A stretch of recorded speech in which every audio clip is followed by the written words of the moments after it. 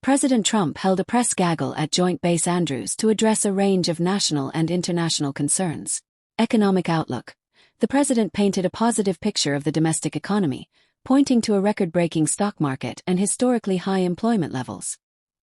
He further asserted that the United States has secured total dominance over the Strait of Hormuz, dismissing any concerns regarding Iran and characterizing the regional situation as stable under American control.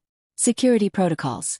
Addressing questions regarding a recent travel incident in Turkey, where he was seen using an airport catering truck, the president maintained that his movements are strictly dictated by Secret Service and military guidance. He emphasized that he operates under constant high-level threats, which he views as a badge of honor for a consequential presidency, noting that he remains unfazed by potential risks. Political developments. The president confirmed his endorsement of Darlene Graham in the South Carolina runoff election, praising her professional qualifications and familial ties to Lindsay. Future ambitions. Finally, when pressed on persistent speculation regarding a potential third term in 2028, the president acknowledged the public interest but unequivocally stated that current laws strictly prohibit him from seeking further office. So the Patriot Games were tremendous, a tremendous success. Great young athletes, the future of our country. And we had a great time in Ohio, a fantastic time in Ohio. The country's doing well. The stock market's fantastic record. We have 79 records so far in a short period of time. More people are working right now in the United States than ever before, and prices are dropping fast. Iran is going fine, going just absolutely fine. We totally control the Strait of Hormuz. We have control over it.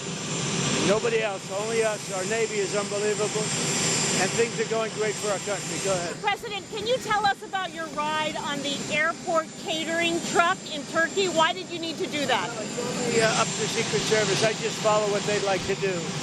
So I go by Secret Service and the military.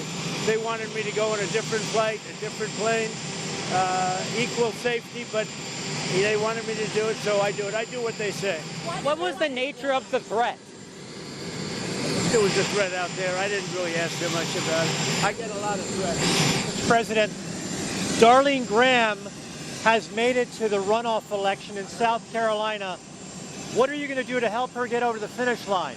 She just called me to thank me for the endorsement, and it's great that she's doing so well, and she's a very good woman. And she's got good genetics because she's related to Lindsay, who's a real professional. So we'll see. I'm going to call her right now. She just called me 2 minutes ago. She won by how many points? Well, it's not done yet, but she's clearly the victor as opposed to all the other people. And that's good. That's what you want. Will you campaign for her down in South Carolina? I mean, just so you understand, I like the other people in the race also. They're all Trump. I mean, they're all Trumpers, but, I endorsed her. I think she's great.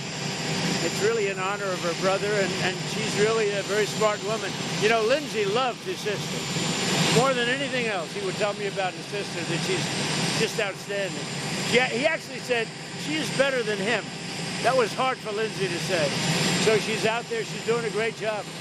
Mr. President, you've mentioned 2028 several times in the last few weeks. At the dinner, you put on a Trump 2028 hat. Are you serious about seeking a third term? Everybody asks me that question, and you know that the law is very strong on that.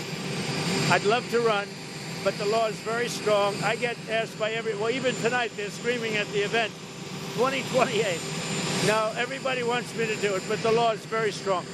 Thank you very much, everybody. Mr. President, the Turkey flight, Air Force One still flew out of Turkey with press and with White House officials on it. How much of jeopardy? This one went over to England, when it was shown to the soldiers. It's still at risk, even though you weren't. It went over to England because the soldiers wanted to see it. Right, the one that flew. And they showed it to the soldiers, and we did a switch over there. And it was really as per the military, and I just have to do what they say. They go for safety, and I have to do what they say. why was President on the midterm for you to fly on Air Force One, but not too dangerous for the press? The plane that I flew on was at greater risk. I think it was say that, Mr. President. That would be the plane I think that they would be more likely to go for. Mr. President, were you surprised, Mr. President, that the Secret Service was telling you to take that third plane? Not surprised. I have a lot of threats. I have a lot of threats that you don't know about. Any consequential president has a lot of threats. Non-consequential presidents don't get threats. And I think that I'm maybe the most consequential. Who's around to pulling something off, you think? Nobody's done more than me in a period of almost 6 years. There's nobody. Were you worried about a shoulder-fired missile? I don't worry about anything, to be honest. Whatever it is, you know my attitude? Whatever. How can you trust Iran at all? And they tried to kill you, Mr. President. Why? Are you saying I trust Iran? I'm the last person to trust Iran. They've lied to me constantly. We have total control over the Hormuz Strait right now. They don't have control. We have total control. We own it. And at some point, maybe they'll do something and then they get blown away. But right now, we're in a very good position. We have a country that has been the bully of the Middle East for 50 years. It's really 51 if you think about it, right? We've been saying 47 for 4 years. And they're no longer the bully of the Middle East. Thank you very much, everybody.